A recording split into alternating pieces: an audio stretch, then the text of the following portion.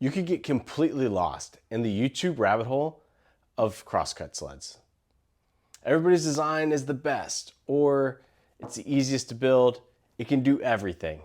However, these designs also take time and skill to build. What if I told you that there's one that you could buy off the shelf and it could handle 95% of woodworkers' needs? Would you be interested? Now, as a parent who works a 9 to 5, I've come to learn that time equals money. Now, I've watched way more videos than I care to admit about building a crosscut sled. And those hours could have been put into working on projects that I had planned versus being lost in indecision. Ultimately, I chose the Rockler Crosscut Sled. And after 3 years, I can say that it's still a prized possession in my shop today. So what do I think about this sled? Well, it outperformed my miter saw, so I sold it. I am 100% in on table saw versus miter saw. So let me show you a couple of features that I absolutely value in this sled. The sled is built from 1/2-inch MDF with a melamine coating, which means that it cleans up nicely.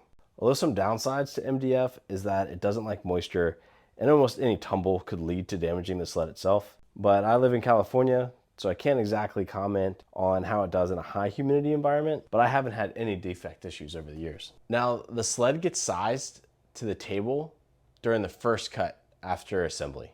So it doesn't matter if you have a small job site saw like Notion Lab, a full-size cabinet saw like Matt from MMCC Woodshop, or an old contractor saw like me.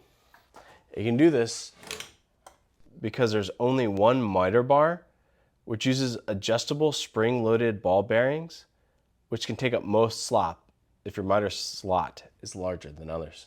Be sure to take the time to dial in the zero with your saw blade so that the miters are as accurate as possible. I recommend ensuring your blade is square to the miter slot before you cut into the sled. Then you can use a carpenter's square to set zero while using the set screw. The miter scale ranges from 0 to 50 degrees in 1/2-inch increments and has a very easy to read window. I couldn't get my miter saw to make a tight enough miter to make a box of any sort, but I made this beautiful picture frame using this miter sled on the first try. The well-engineered hold-down clamp keeps your fingers clear of the blade. I'm such a fan of this that I made a sled of my own using this clamp to cut small pieces at a 45-degree angle.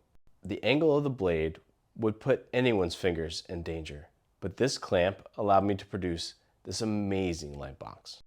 Now, this sled also acts like a zero clearance insert with this drop-off platform. I highly recommend the addition of this small piece. Without it, you can get some funky tear out and even kickback.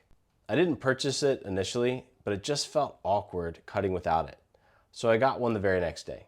While it looks like Rockler removed this sled from their Amazon store, you can still find the cutoff platform there if you only bought the sled in the beginning, which I've linked in the description. A nice option that I saw on Rockler's website is that you can actually purchase this in a bundle, which is currently on sale at the time of recording this. Another great feature of this sled is its ability to make repeatable cuts with an adjustable stop block.